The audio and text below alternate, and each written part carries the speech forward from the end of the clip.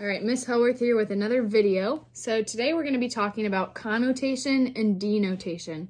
Now those words sound very complicated, they sound confusing, I know they're big words, but once we really start talking about them and talking about tricks of ways to remember them, it's really not going to be so hard. So let's find out what connotation and denotation mean. All right, so a word's denotation is its dictionary definition.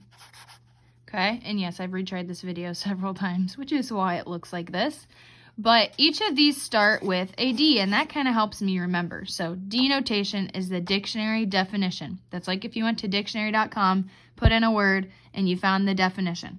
Okay, so denotation, definition. If you see a question on denotation, remember, oh yeah, the denotation of a word is its definition. Okay, versus the connotation of a word means the tone of a word. Okay, the tone kind of means like emotions, what kind of emotions are attached to the word, or what kind of emotions are suggested, what feelings. Okay, so there can be positive vibes to it, positive feelings, or negative. Okay, so there's my happy face and there's my sad face. Okay, so we're gonna come up with some examples, or I already came up with some, so let's look on my next page. Okay, so the denotation of a word is group of people. Okay, so like a group. Okay, no feelings attached, that's just the definition. Now connotation is another word or phrase that has feelings attached to it. So connotation of a group of people. Okay, a positive one would be crowd. Like, oh, there was a crowd waiting outside of the restaurant. Okay, it doesn't really have any negative feelings to it, it's a positive word. Versus this negative feeling, mob. If I said there was a mob outside of the restaurant, you might get a little nervous. Okay, mob usually has a negative connotation to it.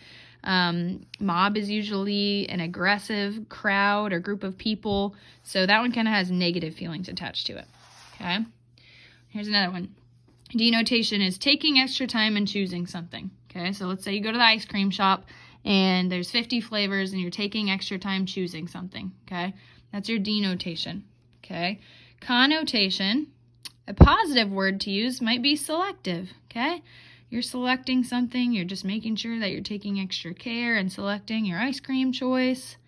Versus the negative connotation, which is picky. Okay, maybe someone's called you picky before, like you go to eat dinner and you don't want to eat your steamed carrots.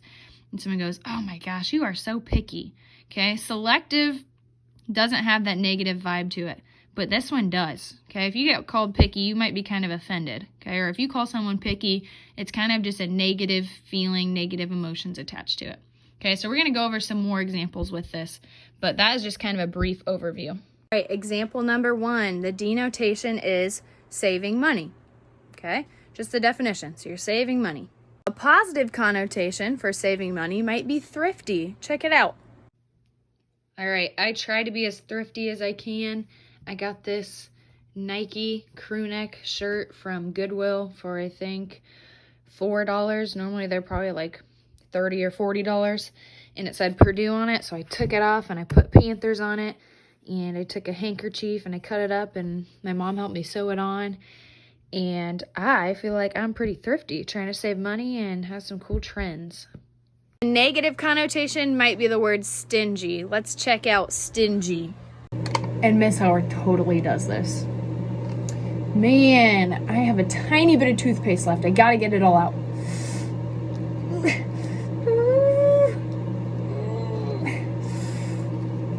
Oh, yes. Don't have to get a new one yet. Perfect. All right, here's another denotation. So just the definition of a word. Different. Okay, being different than someone else, not the same. Okay, then there's a connotations attached to it. So a positive connotation might be the word unique. So let's check unique out. All right, so connotation, positive connotation is unique. My house has a fire pole in it. So instead of going up the stairs, you can, if you want, or instead of going down the stairs, you can use this little fire pole room and the fire pole to get to the other floor, to the kitchen and everything way faster. A negative connotation of the word different or not being the same might be weird, and I know you've all heard that before, so let's check out an example of weird.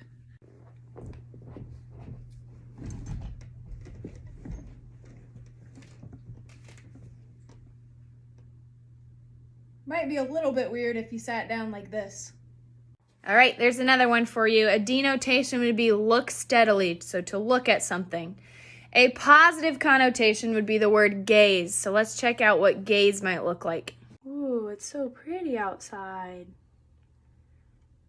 Just gazing out the window. But a negative connotation of looking at something would be stare. Let's check out stare.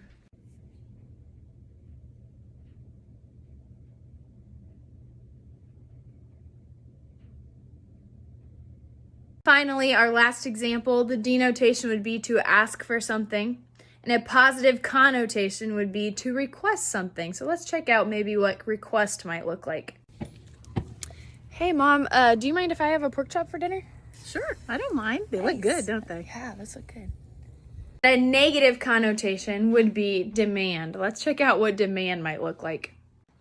Hey, Mom, you better give me one of those pork chops. I'm hungry. I don't think that's how we speak about having something that's going to be this delicious. She better give me one of those. Try again.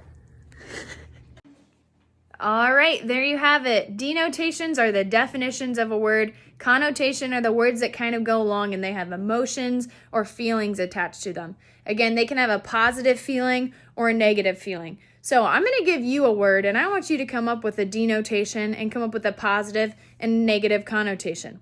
Okay, so your word is interesting. Okay, so you're going to come up with a denotation, the definition, and a positive and a negative connotation or word that might go along with it. Let's try it out.